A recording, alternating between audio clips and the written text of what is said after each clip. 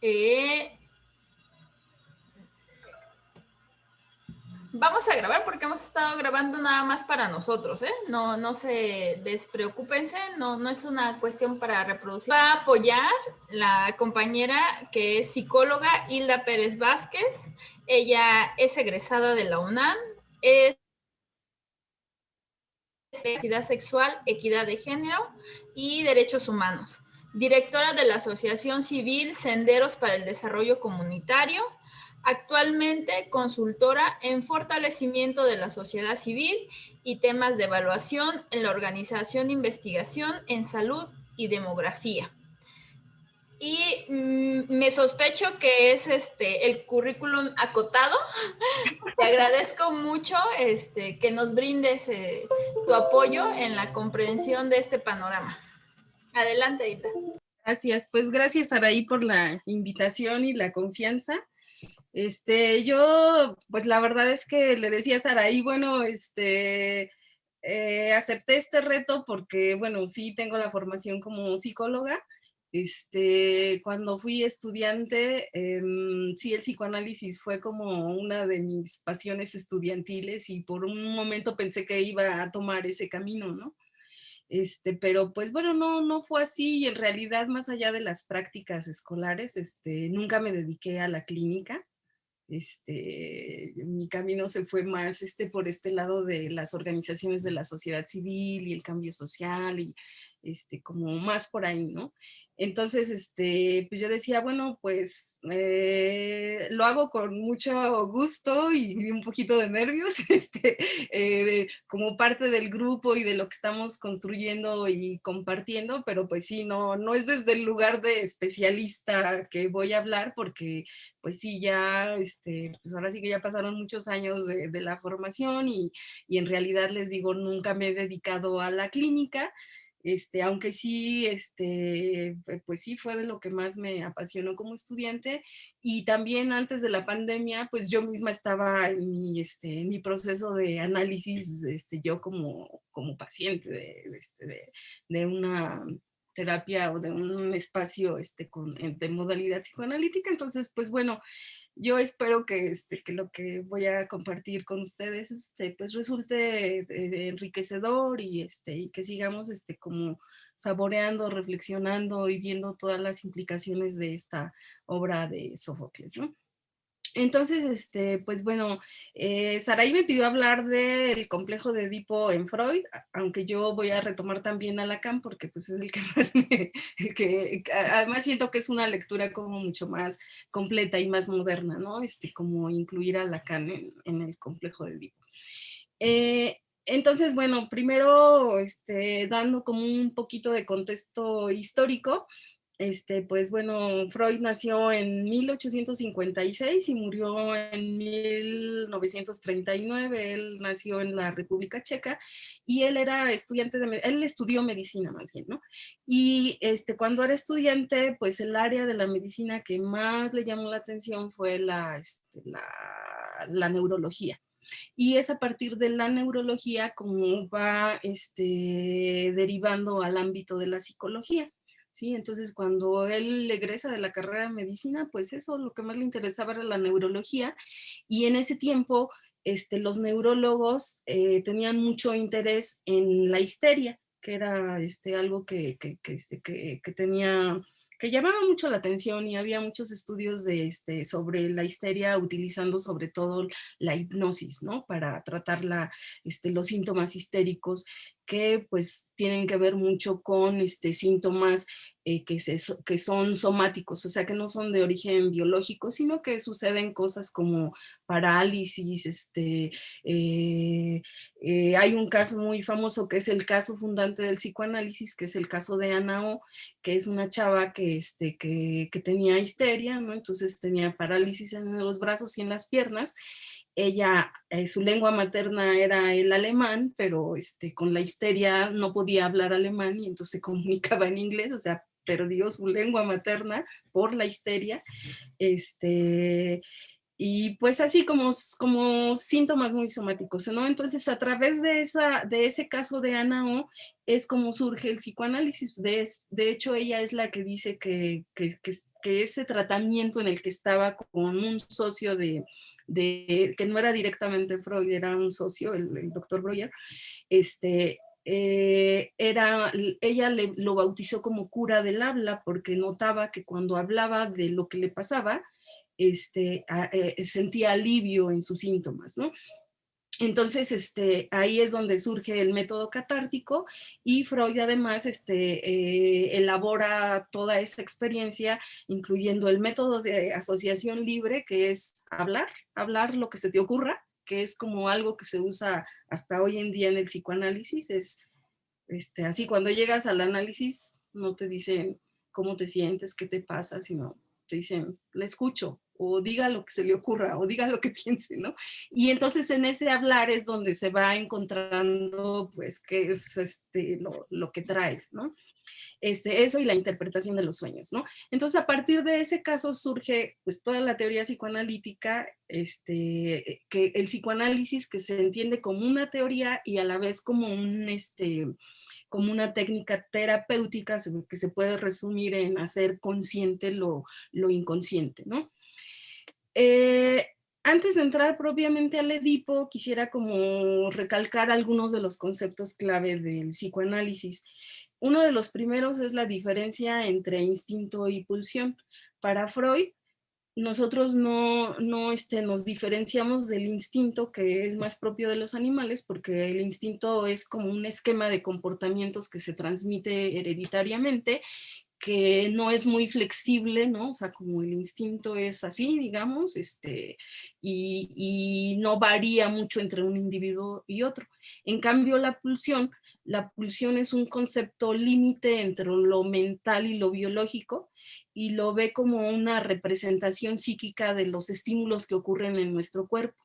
Ajá, entonces, esa representación siempre va a buscar satisfacerse, pero la satisfacción o el objeto de satisfacción varía entre uno y otro, ¿no? Eso es lo que hace que, por ejemplo, si tenemos hambre, pues no con cualquier cosa satisfacemos el hambre, ¿no? Porque si yo tengo hambre de un tamal, pues, vamos, si yo tengo hambre, no se me antoja cualquier cosa, a lo mejor quiero un tamal, y si quiero un tamal, a lo mejor quiero el tamal de rajas, que hacía mi abuelita y no cualquier tamal, ¿no? Entonces es como esas pulsiones, la satisfacción varía de una persona a otra y va más allá de lo que es como la conservación, digamos, o pues sí, o sea, como no es cualquier hambre o no es cualquier satisfactor lo que va a ser como el objeto que satisface a la pulsión, ¿no? Luego también está la parte de los procesos inconscientes, ¿no? Entonces, Freud recalca que, bueno, que no somos de una, o sea, los sujetos no somos de una sola pieza, ¿no? Sino que hay ciertas estructuras y entonces se habla de dos tópicas, una donde habla del inconsciente, el preconsciente y el consciente, ¿no? Y otra donde habla del ello, del yo y del superyo, ¿no? Entonces, lo de consciente, preconsciente y inconsciente, consciente y preconsciente es como más conocido, más generalizado. Lo del ello, el yo y el superyo, bueno, el ello tiene que ver más con esas funciones inconscientes nuevamente, o sea, como que el ello es análogo un poco al inconsciente. El yo, que es nuestra instancia que nos sirve para reconocernos a nosotros mismos y que es la que nos permite relacionarnos, ¿no? Y el super yo, que es la conciencia moral, ¿no? Es como los límites entre lo interno y lo externo y la internalización sobre todo de las normas sociales, ¿no? A eso se refiere con el super yo. Y luego otro aporte del psicoanálisis es la sexualidad como algo que viene desde la infancia, o sea, como que viene a derribar la idea de que los niños son pureza, inocencia, ¿no? Y entonces plantea que el desarrollo psicosexual se da desde la infancia, ¿no? Y eso, que no es placer de conservación de la especie, sino es un placer distinto, ¿no? Entonces habla del desarrollo psicosexual en las diferentes etapas, ¿no? Que es la oral, la anal, la fálica, la latencia y luego la genital, ¿no? Entonces él describe ese desarrollo que se da desde la primera infancia. Y entonces ahí es cuando entra el complejo de Edipo, que es cómo cómo la sexualidad interviene en la construcción de los sujetos a través de este complejo de Edipo y del complejo de castración, que son dos complejos que están como estrechamente relacionados, ¿no? Entonces, ya hablando de complejo de Edipo, la primera idea que hay que descartar es nuestra idea normal o más común que tenemos de complejo como algo que tiene que ver con trauma, ¿no? O sea, es muy común decir, ay, estás acomplejado, así como que estás traumado, ¿no? Para el psicoanálisis, esa no es como la idea de hablar de complejo. Cuando se habla de complejo, lo definen como un conjunto organizado de representaciones y de recuerdos de intenso valor afectivo que pueden ser total o parcialmente inconscientes, ¿no? Entonces, el complejo se forma a partir de las relaciones interpersonales en la historia infantil y implica emociones, actitudes y conductas, ¿no? Esa es la definición de Laplanche y Pontalis, que son quienes son autores del psicoanálisis, del diccionario de psicoanálisis, así como más reconocido por todos los psicoanalistas, ¿no? Entonces, el complejo más bien es como un conjunto, como una estructura de diferentes elementos y no como un trauma, ¿no? Y entonces ya el complejo de Edipo pues se refiere a las estructuras de relación interpersonal en las que una persona encuentra su lugar al mismo tiempo que se apropia de esa estructura. Entonces es una estructura de relaciones familiares en las que cada persona va a encontrar su lugar dentro de la estructura familiar. Eso lo recalcaría Freud como dentro de la estructura familiar y Lacan diría que más bien en la estructura de la cultura, ¿sí? Entonces, en el psicoanálisis de lo que nos habla es de los procesos en cómo una persona se vuelve sujeto en la cultura, cómo se construye la psique como una persona o un ser humano en la cultura. Y entonces ahí, Freud señala que el complejo de Edipo es universal, así que con esto de universal queremos decir que en todo momento histórico ha ocurrido, o sea, en todo momento histórico de nuestra cultura, a todas las personas les ocurre, independientemente de su etnia o de su situación social, de su religión, etcétera, ¿no? A eso se refiere con que es como universal, ¿no? ¿Y cómo llega a retomar la obra de la tragedia de Sófocles? Pues a partir de, o sea, bueno, como toda la práctica psicoanalítica, o toda la teoría y la terapéutica psicoanalítica, pues se construye a partir de la relación con los pacientes y el propio análisis de Freud, que el análisis de Freud pues como antes de él no había ningún psicoanalista, se dice que su análisis fue a través de las cartas que le escribía a un amigo y a él le contaba todo lo que pasaba, todo lo que teorizaba, todo lo que soñaba, todo lo que sentía, sus propias fantasías, y entonces era como el único autoanálisis que hay, digamos, porque es el fundante del psicoanálisis. Y entonces Freud descubre tanto en sus sueños y fantasías de él, como en las de sus pacientes, que esto era muy repetido, ¿no? Los deseos incestuosos y los deseos de amor y odio hacia los progenitores, ¿no? Era algo que encontró en todos los pacientes que llegó a escuchar y en él mismo encontraba eso. Y entonces, eso y la idea de que el incesto, que la prohibición del incesto más bien es una constante en la cultura, ¿no? Y entonces retoma la tragedia de Sófocles, pues para dar cuenta de esto que sucede entre los padres y los hijos en este camino de hacerse sujetos de una cultura. Y entonces él dice, bueno, lo fundante de nuestra cultura es la prohibición del incesto, y entonces ahí retoma lo que se plantea desde la antropología, ¿no? Entonces los antropólogos dicen que el tabú del incesto es lo que inaugura nuestra cultura, porque en una época indeterminada, donde las hordas primitivas eran, o sea, donde todavía no era esta cultura, sino era como, digamos, como en términos de la evolución, los hombres que estaban en el eslabón entre el mono y el hombre, por decir, vivían en agrupaciones dominadas por un macho poderoso, que representa al padre, y que él tenía el privilegio de poseer a todas las hembras. Entonces un día los machos jóvenes de la horda primitiva deciden rebelarse y asesinan al padre y se comen su cadáver. Entonces, además de comerse el cuerpo, eso se simboliza también como haber ingerido sus atributos espirituales, ¿sí? Entonces se produce como una identificación con el padre, pero también surge la culpa porque se arrepienten después de haberlo asesinado, y entonces eso los lleva como a generar un nuevo orden social basado en la exogamia, ¿sí? Entonces, como para no volver a cometer el asesinato, entonces lo que tienen que hacer es que las mujeres no debe de ser la mujer del padre, sino las mujeres fuera de nuestro clan, ¿no? Entonces, se dice que desde la antropología que el incesto, la prohibición del incesto y del parricidio, entonces esos son como los fundantes de la cultura, ¿no? Y pues bueno, eso está documentado desde ahí, desde la antropología, como algo que sucedió.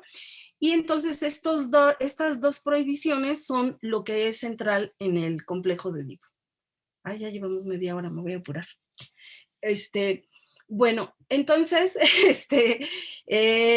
Freud describe al complejo de Edipo como un conjunto de emociones y sentimientos infantiles, que, pues bueno, que están caracterizados, también, o sea, se dan como los sentimientos de amor, pero también los sentimientos de odio, y pueden ser, ambivalentes hacia ambos progenitores, aunque se da por etapas. Entonces nos habla de 3 etapas. Bueno, también habla de que hay el Edipo positivo, el Edipo negativo y el Edipo completo.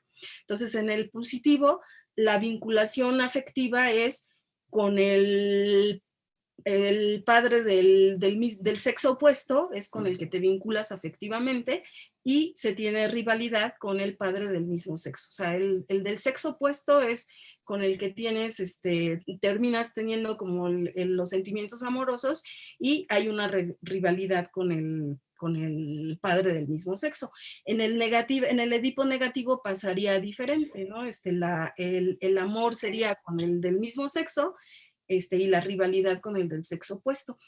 Y el Edipo completo se tienen elementos de ambos, se va acomodando, ¿sí? Y entonces los 3 tiempos del Edipo, bueno, para Freud hay 3 figuras en el Edipo, que es el padre, la madre y el hijo, y en un primer momento el hijo toma como objeto de amor a la madre, ¿no? Estamos hablando de todo eso que les decía al principio, de inconsciente, fantasías, pulsiones. Entonces estamos hablando de que al inicio hay una simbiosis entre madre e hijo, y entonces esas pulsiones el hijo las satisface con la madre, y la madre es su objeto de amor, es su todo, digamos, es lo que le hace sentirse completo y satisfecho. Eso cambia cuando el padre se hace presente, ¿sí? Entonces, la función del padre, o bueno, en Freud se habla como de figura del padre, esta figura del padre lo que hace es la doble prohibición del incesto, le llaman, que es como dar el mensaje al hijo de que no puede desear a la madre, o que la madre no es quien le va a satisfacer sus deseos, y a la madre también que el hijo no es lo que le va a completar. Ese es el segundo momento, cuando aparece el padre. Y el tercer momento es cuando ya esa aparición del padre da pie al complejo de castración, porque además estamos hablando de que Freud ubica este complejo de Edipo en la etapa fálica, que es cuando los niños y las niñas descubren la diferencia sexual entre los hombres y las mujeres, ¿no? Entonces, en el caso de los niños varones, el complejo de castración se traduce en que descubre que él tiene pene y que las niñas no tienen pene. Y entonces el que el papá o la figura paterna diga, no puedes satisfacer tu amor y tu deseo con la madre, se liga con la castración o con la angustia de castración, porque dice, bueno, si no obedezco al padre, me pueden castrar. Y entonces se supone que las niñas, como no se les ve que tengan pene, entonces eso en la fantasía de los niños significa que la castración puede ser real y eso les genera angustia. Entonces esa angustia de castración hace que suelten a la mamá como el objeto de su deseo y entonces se identifiquen con el padre. Y entonces se identifican con el padre como esa figura que no está castrada, ¿no? Que tiene pene, que está íntegro y que es el objeto, él sí es lo que la madre desea hasta cierto punto y entonces se identifica con el padre porque ambos tienen algo que puede hacer que los deseen y con lo que pueden desear, ¿no? Entonces es así como se traduce, digamos, en el caso de los niños. Y en el caso de las niñas, eh, más que decir no tengo pene y tengo vagina, eso sucede después. Al principio es los niños tienen pene y las niñas no tienen nada, ¿no? No tienen, ya fueron castradas, ¿no? Entonces, se supone que en la fantasía de las niñas creen que les va a crecer después o que pero pasa el tiempo y no cambian y entonces además descubren que la mamá también pues es adulta y no le ha crecido el pene, entonces la mamá también está castrada y entonces eso hace que se dirijan hacia el padre como el que puede cumplir su fantasía, su deseo, su satisfacción. Entonces ahí es cuando se da el vínculo amoroso hacia el padre y entonces esperan que el padre va a compensar, pero bueno, eso tampoco pasa y entonces se supone que lo que las niñas simbolizan es que no van a tener pene, pero que van a ser compensadas con los hijos, ¿sí? Entonces se da un desplazamiento y por eso es que se habla, no sé, seguramente han escuchado eso que nos causa mucho ruido a las mujeres, que es lo de la envidia del pene, pero entonces es como una simbolización de que en lugar de pene vas a tener hijos, ¿no? Y ya en la etapa de la lactancia, pues eso se arregla mejor en el sentido de que ya se reconoce pues la sexualidad femenina y el reconocimiento de la vagina como receptor de el pene. Ya no como que vas a tener pene o ya no como una falta, o sea, en todo caso la falta es simbólica, no te falta nada, pero como la erotización en las mujeres es como la receptora del pene, ¿no? Entonces, suena bastante burdo, ¿no? Suena bastante burdo y hay muchas cosas que se han cuestionado, ¿no? Esto de la envidia del pene, estas ideas, cómo las niñas y los niños van a pensar todo eso a tan temprana edad, ¿no? Entonces, por eso yo quería retomar también a Lacan, porque a mí me parece que Lacan enriquece, o sea, es como igual el Edipo, igual habla de tres tiempos, pero lo enriquece con elementos del estructuralismo y también con elementos de la lingüística. Entonces Lacan dice, no son tres figuras, son funciones. Ajá. Es la función materna, que es la encargada de hacer sentir el deseo, ¿no? La satisfacción, la función paterna, que es la de poner límites, el hijo, por supuesto, que es el sujeto que se está estructurando, y agrega un cuarto elemento que es la función fálica, que ya no, el falo no es análogo al pene o no habla tan directamente del pene como hablaba Freud, sino el falo es como el significante de la falta y es como cualquier cosa que puede completarme o que puede satisfacer mi deseo y que les decía, pues que es cambiante en cada persona y hasta en cada momento, ¿no? Y bueno, entonces aquí, a ver, ¿cuánto tiempo todavía? ¿Cómo andamos? Bueno, todavía tenemos tiempo. Tú sigue, tú sigue. Sí, aquí más bien me gustaría, este es un trabajo que yo hice cuando era estudiante y que lo desempolvé, pero me gusta, o sea, como ahora que lo leí, o sea, me parece que desde esta incorporación de los elementos que agrega Lacan, se hace una mejor lectura del Edipo y ya no suena así como tan abrupto y tan grotesco, o tan, no sé, como puede ser hasta como que causa ruido, pero también es cierto que en la época de Freud, pues era otro momento, ¿no? Y por ejemplo, actualmente, o sea, eso que causó tanto escándalo de decir que los niños no eran pureza e inocencia en su tiempo, pues ahora es algo súper reconocido para quienes estemos trabajando en los temas de sexualidad y para los psicólogos de la actualidad, pues eso, el desarrollo psicosexual es desde la infancia y la misma definición de la sexualidad es, o sea, la sexualidad es inherente al ser humano y viene desde la infancia y tiene que ver pues no con la relación coital, sino con la erotización y con las zonas erógenas, o sea, como son conocimientos que ahora son como mucho más reconocidos y que la identidad de los sujetos, de las personas, pues se construye desde la infancia y está estrechamente, o sea, nuestra identidad como personas no la podríamos desligar de nuestra identidad sexual, ¿no? Eso es algo ahora como mucho más reconocido que en el tiempo de Freud, ¿no? Entonces les leo, dice, en el momento en que un niño nace, llega al mundo significado de los otros. Le antecede ya todo un tejido de relaciones entre sus padres y sus antecesores, relaciones que están reguladas por el lenguaje, por las marcas de la historia y por las marcas de deseo de unos con respecto a otros. Y ahí llega a insertarse el niño, a ocupar un lugar en la red de relaciones a partir desde donde tendrá su lugar, o sea, su devenir como sujeto, ¿no? Entonces, en ese primer momento, el bebé se encuentra indiferenciado, no sabe de sí ni de los límites de su cuerpo, no posee palabras para decir hambre, dolor, frío, ¿no? O sea, en el externo y principalmente la función materna es quien dice, ay, el niño tiene frío o hambre o sueño, o sea, porque tiene lenguaje para nombrar eso, pero el niño ni siquiera tiene conciencia de adentro, afuera, soy, no soy, no tiene esos elementos como para significar y como para sentirse la persona que después va a ser, ¿no?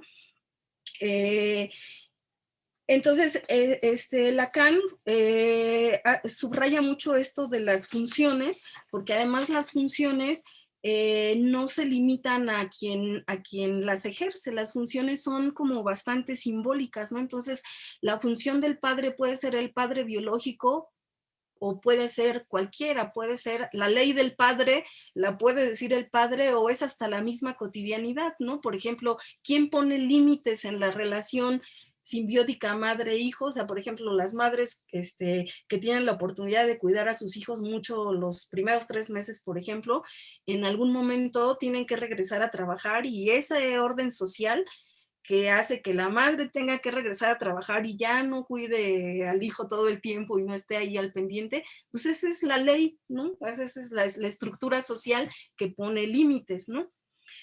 Y al principio el padre, Lacan dice, el padre, o sea, la figura paterna, el padre que esté allí, ya sea ausente o presente, pues es función materna también, porque todo gira en torno de cuidar al niño y hacer posible que sobreviva, ¿no? Entonces, al principio, dice Lacan, el padre no era visto, hasta llega en el segundo momento del Edipo, el padre es descubierto, siempre había estado allí, pero como función materna, después es descubierto, ¿no? Entonces, eh, dice, el agente materno está habitado por el lenguaje, le ofrece al niño lo necesario para vivir, alimentos, cuidado, protección, y también le ofrece elementos del orden de la cultura. Le ofrece su amor, su odio, su falta, sus capítulos no resueltos en la propia historia, sus deseos, sus pérdidas, sus propios conflictos, ¿no? O sea, ¿cuántas madres tienen miedo? Pues, no sé, yo, por ejemplo, ya proyectando un poquito, o un muchote. Y decía, bueno, yo no tengo hijos, ¿no? Pero después de que me separé de mi primer pareja, yo decía, qué bueno que no tuve hijos con este hombre, ¿no? Porque imagínate que mi hijo se pareciera a él, qué friega para mi hijo que me lo estuviera recordando todo el tiempo, ¿no? Entonces, o sea, como tenemos todas esas fantasías, deseos, elaboraciones, o sea, con eso es con lo que se es madre y eso se impregna, ¿no? Y es ahí donde dice el psicoanálisis, el niño va a desgajar su propia palabra y su propia identidad, ¿no? Por eso dice que es una estructura que estructura como sujeto, ¿no? Entonces, en ese primer momento, la madre es un sujeto en falta que es deseante y uno de sus deseos es el hijo. Entonces, en ese primer momento, por eso se habla de fusión-confusión, porque la madre sí desea o no desea al hijo, ¿no? Pero finalmente, al estar cumpliendo la función materna, pues lo está recibiendo, ¿no? Y lo está, dotando de lenguaje y de todo, de fantasías y de todo eso que les mencioné, ¿no? Pero la madre o la función materna es un sujeto deseante y en ese momento, el niño además existe muchas veces hasta antes de nacer, está como toda la imaginación que las madres pueden tener con sus hijos también, pues a nivel inconsciente o consciente también, ¿no? Mejor les leo porque si no me voy a perder. Bueno, entonces dice, el vínculo madre-hijo no está en el orden de lo natural ni de lo instintivo. En ausencia del instinto está la función fálica, la cual marca aquello que puede desearse, aquello en lo que el deseo puede realizarse. Entonces, un hijo es como un deseo que puede realizarse, ¿no? Y en ese momento mítico en el que el niño entonces es les decía que el falo es el significante de la falta. Entonces en el primer momento el niño es lo que colma el deseo de la función materna. Entonces en ese sentido se habla de la fusión-confusión entre el niño y la madre, ¿no? Dice, la madre posee los elementos para reconocer en su conciencia que el niño es alguien distinto a ella, pero el niño no. Hay una vivencia de fusión-confusión en donde el niño no está diferenciado. No hay yo ni no yo, sino que forma una molécula indiferenciada con la madre, ¿no? En esa etapa, además, pues se da como todos los sentimientos de satisfacción e insatisfacción, y eso es lo que va erogenizando el cuerpo, ¿no? Porque al satisfacerse el hambre, el sueño, el contacto, ¿no? O sea, vas erotizando porque vas, en el cuerpo vas captando lo que es la diferencia entre el placer y el displacer. Y entonces, en ese momento, para el niño, la madre es el objeto de su deseo, es lo que lo llena por completo, ¿sí? Pero eso debe de ser solamente transitorio para que el niño entonces pueda, pero es súper importante porque si no pasa eso, el niño no puede, como conquistar la idea del yo, ¿sí? Entonces, esa etapa lo que hace es que el niño en algún momento entienda, o sea, primero hay una fusión-confusión y entre la experiencia del placer y el displacer, entonces se empieza a desgajar el yo, como tener una representación del cuerpo. Entonces es a lo que le llaman la fase del espejo, que primero somos otro a partir de la mirada de la función materna, ¿no? Entonces es el otro el que te nombra, te mira y te mira de determinada manera y entonces al nombrarte se empieza a hacer la diferencia entre lo que es esa otra persona y lo que es el yo, ¿no? Entonces la función materna lo que hace es devolverte una imagen con la que te vas a identificar y entonces ser un yo. Entonces ahí dicen, bueno, de que eras nadie en esa etapa de fusión-confusión, entonces empiezas a hacer un yo, una representación eh, ya propia, ¿no? Pero allí todavía no estás separado de la madre, es primero no eres yo, después ya eres un yo, pero todavía estás como muy, muy enganchado al deseo materno. Entonces ahí es la primera fase del Edipo, cuando la fantasía es que tú completas a la madre y la madre te completa a ti. Y ese es el mundo del niño en esa primera etapa. Entonces, les decía hace rato que, bueno, esta continuidad se debe de romper, entonces, porque si eso no se rompe, entonces siempre vas a hacer el deseo del otro, ¿no? No va a ser tu deseo, sino si no rompes esa fusión, siempre vas a hacer el deseo del otro. Y entonces ahí es cuando empieza el segundo momento del Edipo, ¿no? Dice, el niño tendrá que descubrir que el deseo de la madre no se agota con el hijo. Ella es más allá de él, mira hacia otra parte, se va. Es aquí donde tiene lugar la entrada del padre como un tercero, que con una función de corte viene a poner fin a la relación dual y cerrada entre hijo y agente materno. Cabe aclarar, bueno, esto que son funciones, ¿no? Y entonces, esta función puede ser, o sea, no es que el Edipo no suceda con las madres solteras, es que les decía hace rato, es que hay algo que hace que la madre se vaya porque tiene que ir a trabajar, porque se tiene que bañar, porque tiene que darle de comer a los otros hijos, o sea, hay una función de corte, ¿no? Entonces, eso para el niño, el trabajo psíquico a esa edad es entender que la madre desea otras cosas que el hijo no cumple. O sea, yo no completo a la madre, ella desea otra cosa y entonces ahí el niño se pregunta, bueno, ¿qué desea la madre? ¿Qué desea ella que no le doy yo? ¿No? Ese es como su trabajo psíquico en ese momento. Entonces, dicen los teóricos del psicoanálisis, entonces en la primera fase, que es la fase narcisista, donde adquiere el yo, es de ser nada a ser alguien, ¿no? Y en la fase del Edipo es transitar de ser alguien de ser a tener, ¿sí? A tener eso que me puede satisfacer, ¿no? Y eso es como la identidad sexual. Entonces, en un primer momento, el niño desea identificarse con el deseo de con el objeto de deseo de la madre. Entonces se pregunta qué desea ella y entonces yo quiero ser eso que ella desea, ¿no? Eh, entonces es cuando el padre cumple, como que se hace presente, ¿no?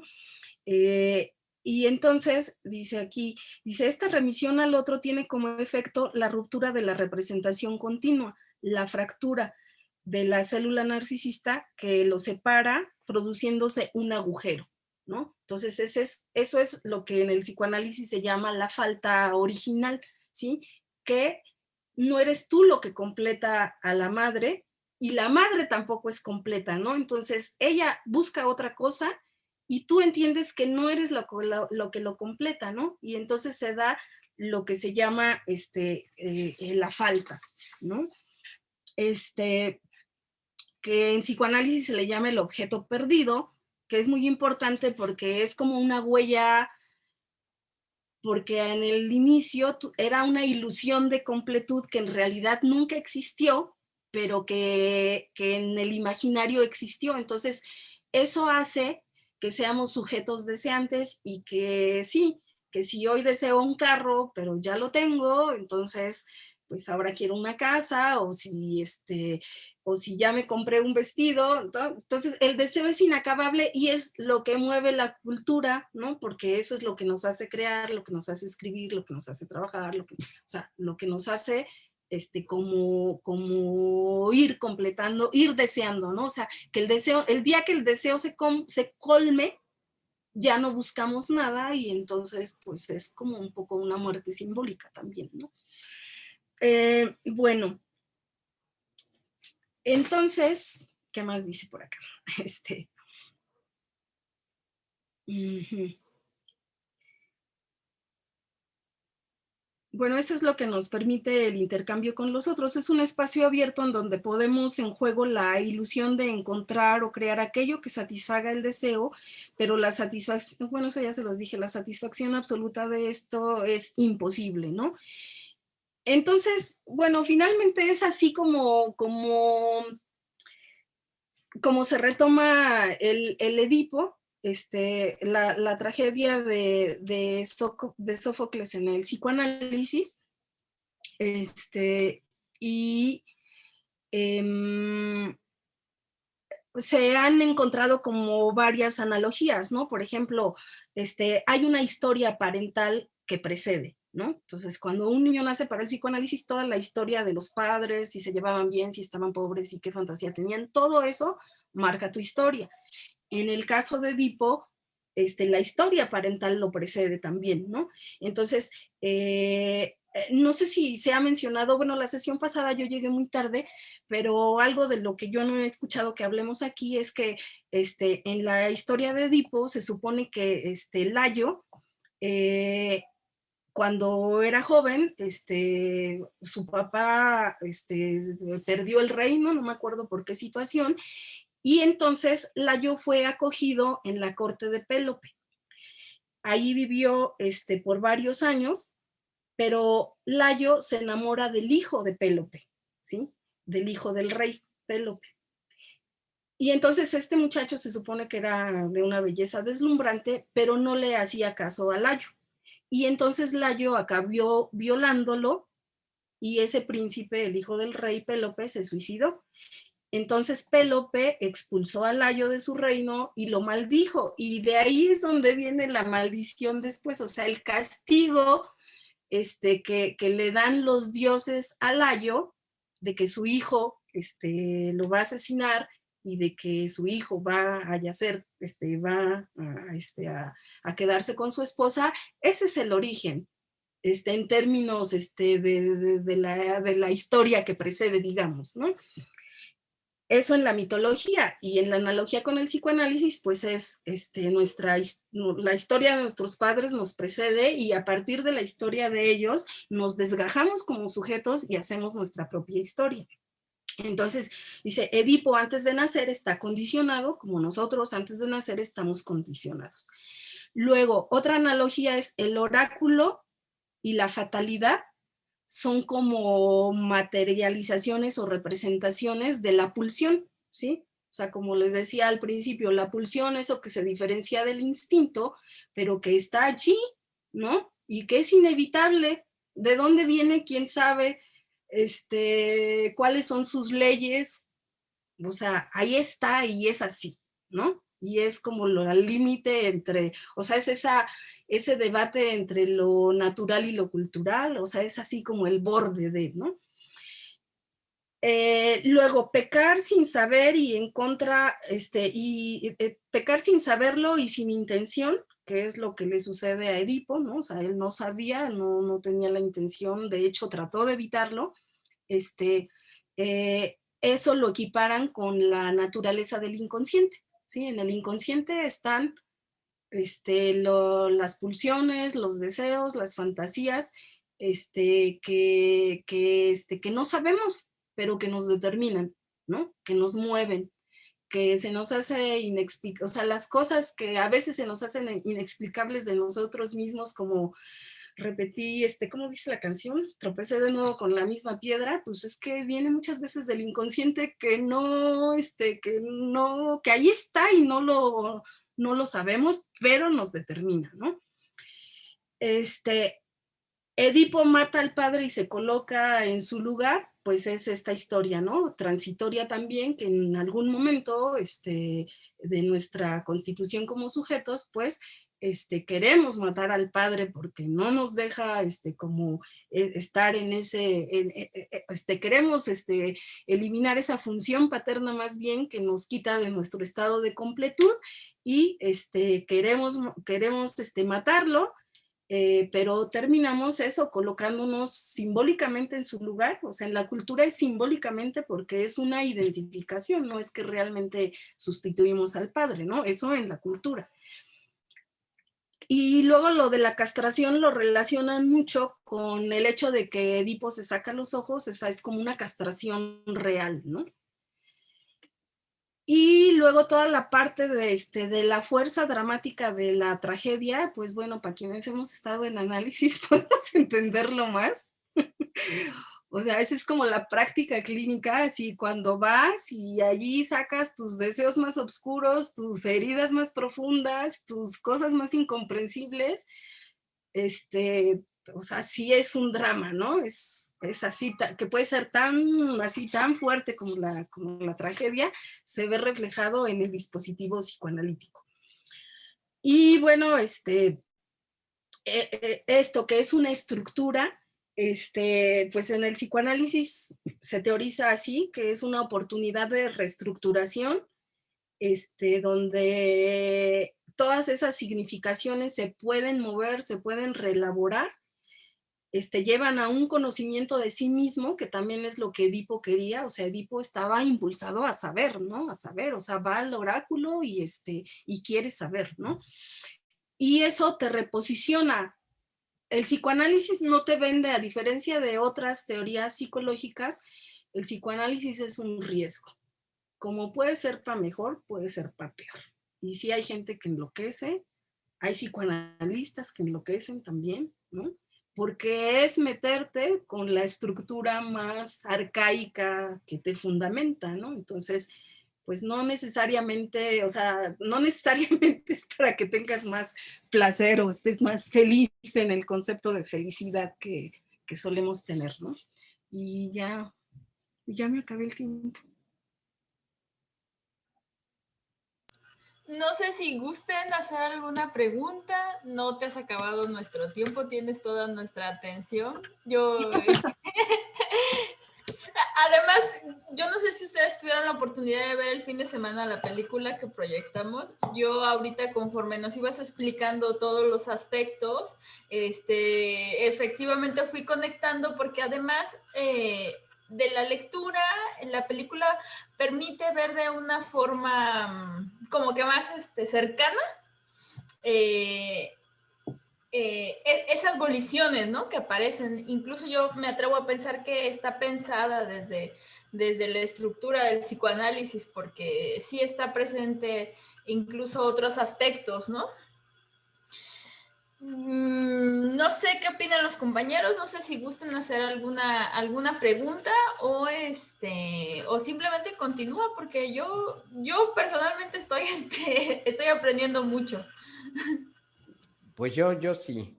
Yo agradecerle a Hilda, porque la verdad qué padre, qué bella nos estás explicando todo esto. Y yo quisiera el mérito tan grande de Freud en cuanto a que hay una estructura psíquica, y así como hay una estructura de huesos en nuestro cuerpo, vamos a decir, lo inmaterial de nosotros también tiene una estructura. Y ahorita que decía Hilda, bueno, no necesariamente conocerte es para iluminarte, ¿no? A lo mejor, porque hay cosas que nuestras estructuras no aguantan y entonces nos ciegan, ¿no? El simbolismo, pues, de Edipo cuando se saca los ojos, o sea, lo que no soporto ver de mí mismo, ¿no? Y bueno, gracias, yo quería abundar. Y me acordé también, hay un planteamiento que dice que todo finalmente son pulsiones, ¿no? En resumidas cuentas, en la vida social podría reducirse a eso. Muy sugestivo el tema. Gracias, Hilda, en verdad. Gracias, Sergio.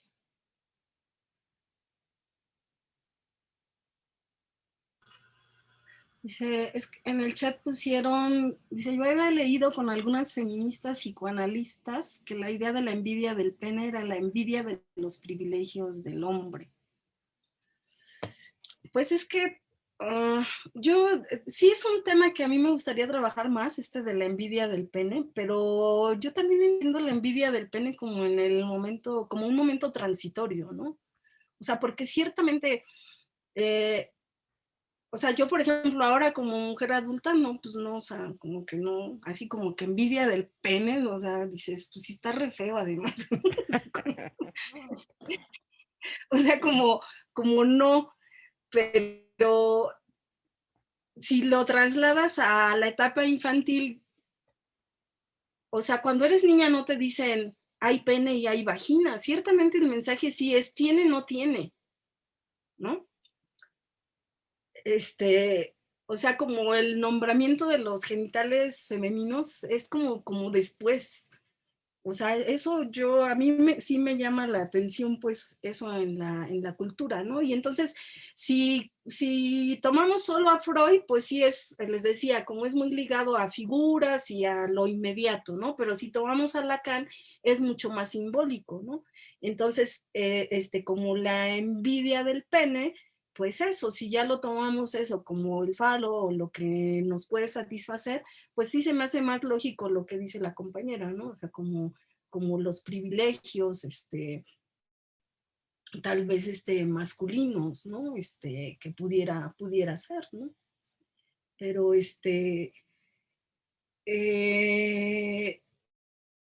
esto de la función fálica, pues sí, o sea, falo sí está muy relacionado a pene, pero sí debemos como de abrir el pensamiento a que es aquello que nos va a colmar el deseo, ¿no? Y pues eso puede ser cualquier cosa, ¿no?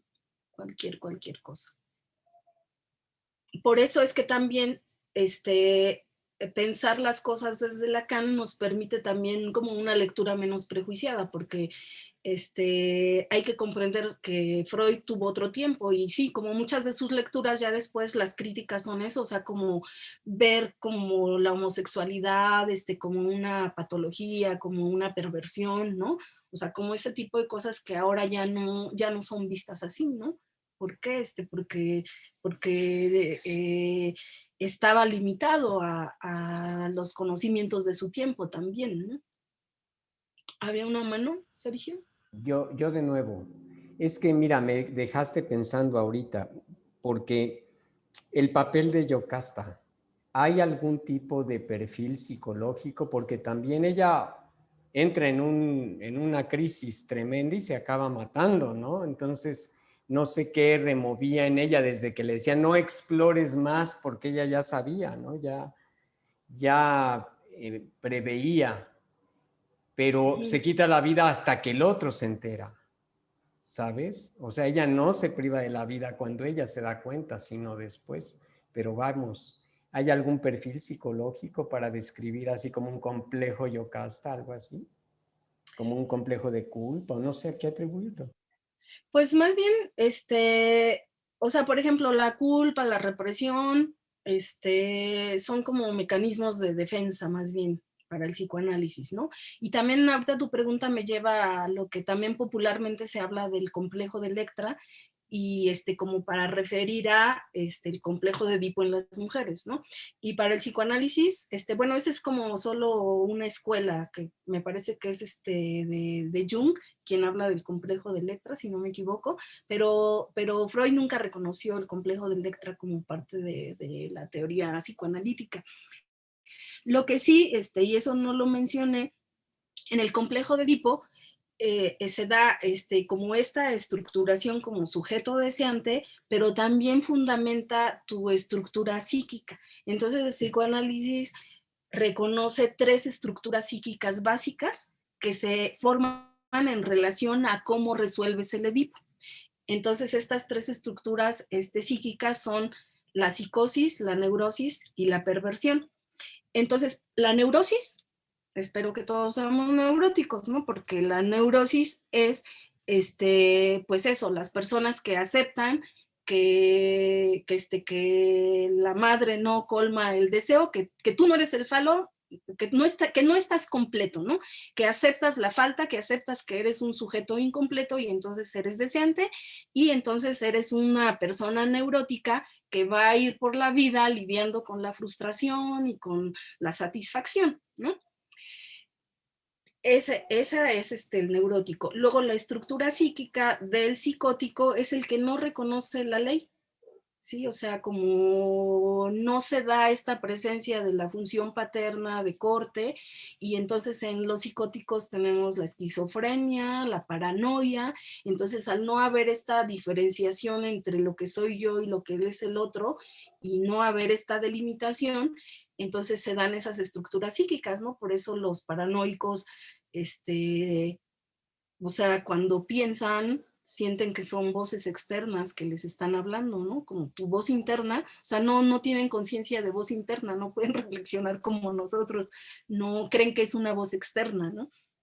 Esa es la otra estructura. Y la perversión, que es, sí reconozco la ley, pero me la salto, me vale la ley, ¿no? Entonces, ese es el perverso. Esas son como las tres así fundamentales, y en esas tres se organizan ya las otras. Y yo a Yocasta, pues, ¿cómo la vería? Os digo, no he leído nada así como referido a una estructura, a una patología o algo así como psíquico de Yocasta, pero Yocasta más bien estaría como en esa parte de sí, como de la primera etapa del Edipo, ¿no? Donde la madre es fusión con fusión, porque, o sea, como sí tomando a Edipo como quien cumple su deseo, porque ciertamente tenía algunos elementos. O sea, si tú tienes, si el oráculo te dijo eso, ya de entrada no te metes con alguien más joven, ¿no? Por si las moscas, ¿no? Por decir, ¿no? O sea, como que entonces ella sí cayó o regresó a esa etapa de fusión con fusión, ¿no? Pues es así como la interpretación que yo haría como ya ahorita, ¿no? Pero así concretamente como saber que se le catalogue en una estructura en particular, o alguna patología en particular, pues no, eso no lo he visto, digamos, ¿no? Creo que estaba primero Per.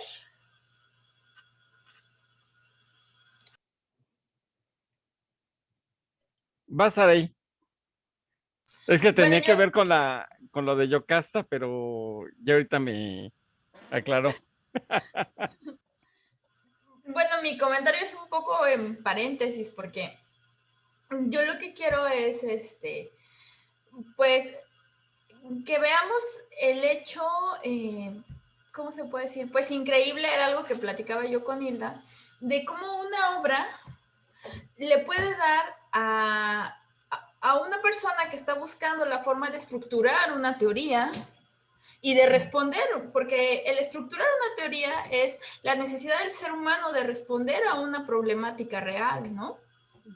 Y la literatura te da los recursos, le dio los recursos en ese momento a Freud. Ahora podemos decir ya desde esta actualidad y desde todo el proceso que ha venido dándose dentro de la misma historia de la psicología y del psicoanálisis, cosas a favor y cosas en contra, ¿no? Sin embargo, la idea que a mí me llevaba a solicitarle a Hilda esta intervención era que nosotros tuviéramos la oportunidad de observar el cómo esta lectura había dado pie a la estructuración de una respuesta teórica tan compleja, ¿no? Y que, como bien señalaba Sergio, además se convirtió al paso de los años en la forma de ir a tomar una radiografía de esa parte, ¿no? Del ser humano. Entonces, no es poca cosa. La literatura griega, como decíamos cuando la maestra nos hizo favor de hacer la primera intervención al respecto de todo el marco de lo que es la literatura griega, realmente da pie al desarrollo de las ciencias por cosas como esta, ¿no? Porque sirve para ilustrar, por ejemplo, y ser retomado por otro autor en otro tiempo y construir en base a la lectura de esta obra, pues una ciencia que al final, al cabo, nos guste o no, dio la pauta para que se desarrollara otra forma de observar al ser humano, ¿no? Y en el sentido de observar también el tener otras herramientas para construirnos, ¿no?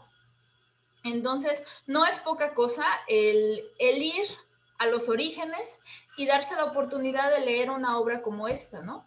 Y yo era así como que paréntesis, lo que no quería irme sin decirlo, porque a lo mejor ya más adelante, en medio de las preguntas, se nos escapa esta idea, pero sí considero que ha sido muy, muy importante que podamos ver este otro punto, ¿no?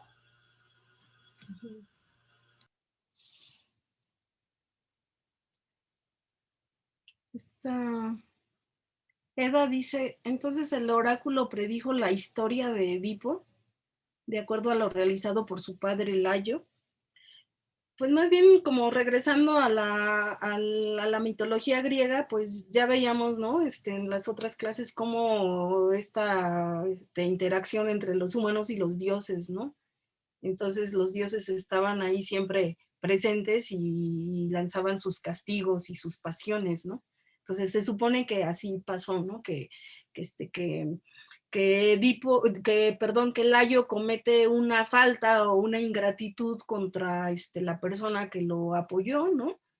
Cuando él estaba en desgracia, y mal comportamiento de haber violado al hijo y que además el hijo se suicidó, pues es castigado por los dioses, ¿no? Y entonces de ahí se desprende, digo, esto no aparece hasta donde yo leí la obra de Sófocles, esto no lo menciona ahí, pero sí es como el antecedente, digamos, desde la mitología, por qué le dan ese castigo a Layo, ¿no? Y pues bueno, ahí de eso también se habla en el psicoanálisis, ¿no? Y que nos decía la maestra, ¿no? Laura, como te genera compasión y te genera, o sea, las tragedias, generan estos sentimientos también de compasión con el otro, y pues sí, ¿no? O sea, porque finalmente, si uno analiza así, ¿qué hizo mal, Edipo? Pues en realidad, fue sus circunstancias las que lo determinaron, ¿no? O sea, como no fue consciente de matar al padre y no fue una decisión con conciencia o con conocimiento de que estaba con su madre, ¿no? O sea, fue como ahí sí, como esta parte del destino que se cumplió así porque así estaba determinado por los dioses, ¿no? Víctima de la maldición, ¿no? Víctima de la maldición, exacto.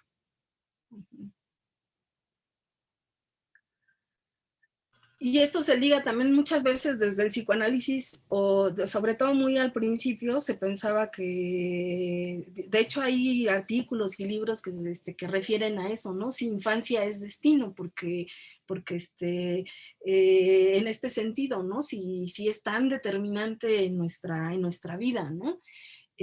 Pero justo pensarlo desde el lenguaje, pues es lo que abre, ¿no? También porque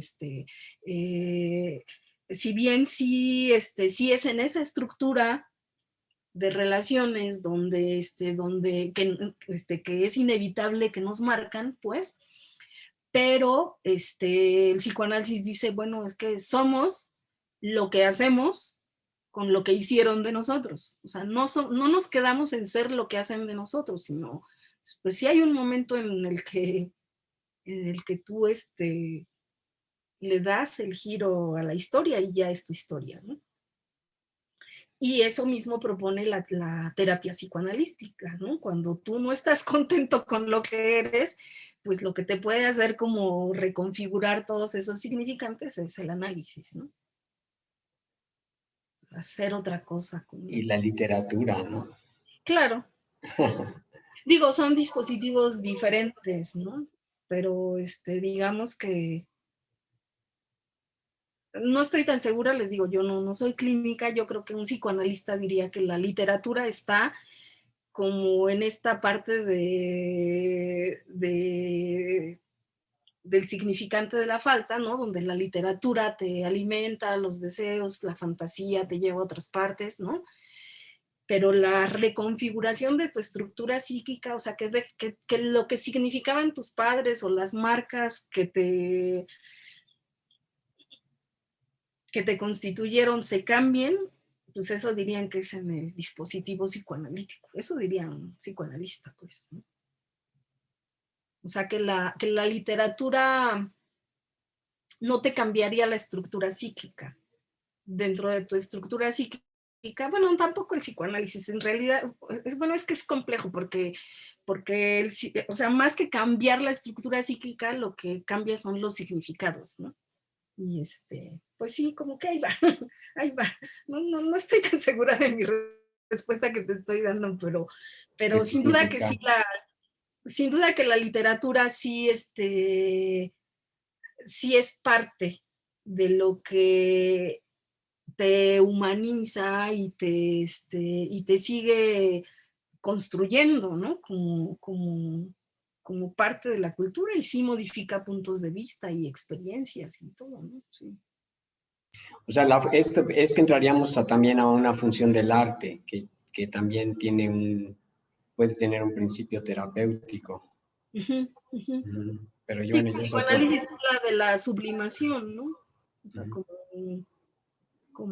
sí, cuando se habla de arte, el mecanismo principal es la sublimación, ¿no? O sea, como ese deseo que yo tengo, llevarlo a otro plano. A lo mejor mi frustración de cierta cosa, o sea, no tengo el amor, o no tengo el dinero, o no tengo cualquier cosa que uno pueda desear, pero lo transmutas por otra cosa que puedes crear y que puedes generar, ¿no? Gracias.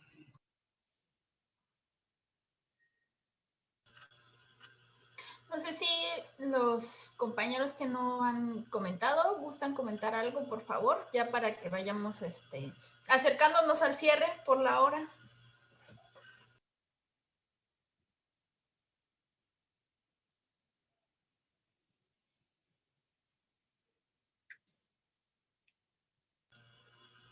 No, parece que no. Yo vuelvo a reiterar mi agradecimiento. Todo esto viene a enriquecer. A mí me parece increíble además que nos hayas regalado 2 en 1. A mí me encantó eso porque además, aunque no he tenido la oportunidad de profundizar, Lacan sí es un autor que me interesa y que ojalá en algún momento, entre todas las cosas que quiero leer y comprender en la vida, llegar a él, porque hay una relación con Hippolyte y con una lectura de Hegel y con Marx que a mí me llama la atención de ese autor. Es en serio un regalo de vida lo que nos acabas de dar, el regalarnos además 2 en 1, diría yo. Voy además a comentar que todavía nos falta el asomarnos a la obra desde otro punto de vista. El compañero José Manuel nos va a hacer favor de apoyarnos la próxima sesión. Por ahí está mal la fecha, voy a arreglarlo con la lectura desde Nietzsche y después vamos a tener una sesión como que puente para pasar de un tema a otro, porque yo les quiero explicar cuál es el objetivo. Ya un poco lo hemos dicho, pero el objetivo de pasar de una lectura de los textos griegos y principalmente Edipo, que fue lo que fue nuestra lectura base, aunque ahí se quedó ya todas las tragedias de Sófocles para su uso, disfrute y sufrimiento. El por qué nos vamos ahora al barroco. Entonces, aunque va a quedar ya la lectura, vamos a tener esa posibilidad de tener otro momento donde comentemos, ¿no? De una forma un poco más fluida. Es un deleite escucharlos a todos ustedes desde sus trincheras y que nos aporten, pero también vamos a darnos un poquito el tiempo para escucharnos de una forma un poco más, pues bajar un poco el tema, ¿no? A las cosas más, más de nuestro corazón o de nuestro estómago y conectarlo para que también tengamos esa parte de sentir qué es lo que espero yo que se vaya logrando a lo largo de todo este año, que todas estas lecturas sí nos generen y que sí las usemos para que vayamos enriqueciendo nuestro propio proyecto, ¿no? De construirnos como seres humanos más completos, ¿no? A lo mejor es un objetivo profundamente ambicioso, pero yo creo que es hermoso que nos planteemos ver el infinito, ¿no? Muchas gracias, Hilda. No, a ustedes muchísimas gracias, de verdad. No hay forma de pagarte todo esto que nos regalaste. No, pues cómo no, escuchándolos también en las reuniones y los maestros que nos has traído y el esfuerzo que haces, pues eso, como decía, pues ahora sí que yo me ubiqué en que estamos construyendo el espacio todos y pues bueno, aquí andamos. Muchas gracias de verdad a todos. Sí, bravo, y muchas gracias a todos por acompañarnos hoy, y pues seguimos intercambiando información en el chat y subiendo nuestras preguntas y nuestras inquietudes, y muchas gracias. Y pues ya no está Brianda, y me dio mucho gusto que pudieran verla para los que no la habían conocido, para que sepan quién es, porque realmente este proyecto pues tiene que ver gracias también al hecho de que tuvimos una plataforma y tenemos una plataforma y un espacio.